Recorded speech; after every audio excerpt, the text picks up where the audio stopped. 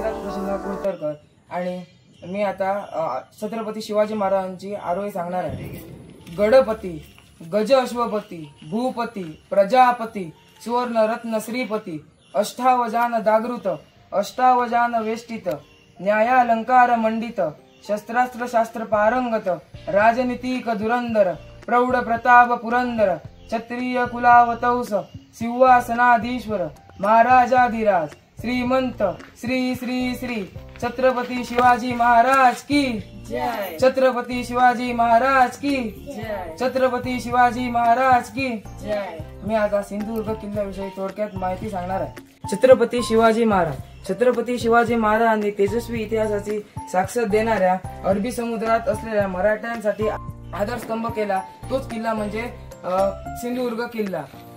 छत्रपती शिवाजी महाराजांचा जन्म 19 फेब्रुवारी 1630 साली शिवनेरी किल्ल्यावर झाला। ते छत्रपती शिवाजी महाराज दानशूर होते। त्यांनी आपल्या जीवनात कधीच हार मानले नाही। छत्रपती शिवाजी महाराजांनी 30 किल्ल्यांपैकी 29 किल्ले जिंकले। त्याच्यामधला एक म्हणजे सिंधुदुर्ग किल्ला। त्याची स्थापना हिंदवी स्वराज्याचे शिल्पकार श्री छत्रपती शिवाजी महाराजांनी केली। मला या प्रतिकृती समोर उभं राहून अतिशय आनंद होत आहे।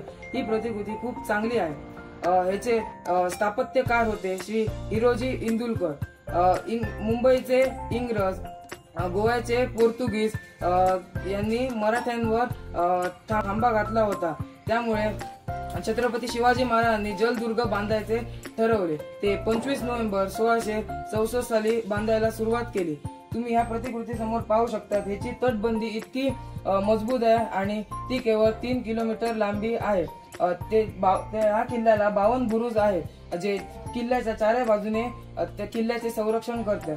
हे चारही बाजूने खारं पाणी असून त्याच्या आतमध्ये असलेले विहिरीचे पाणी गोड पाणी आहे, पण त्याला दही बाव आणि दूध बाव असे म्हटले जाते। याचा दरवाजा इतका कुशलतेने बांधला आहे की तो लांबून लोकांना दिसत नाही। 350 वर्ष झाली तरी हा किल्ला समुद्राच्या लाटांशी लढत आहे। आणि केवळ हा एकच किल्ला नव्हे तर मराठा आरमारांच्या आणि गौरवशाली इतिहासाची जीवन स्मारक आहे। धन्यवाद। जय हिंद, जय महाराष्ट्र।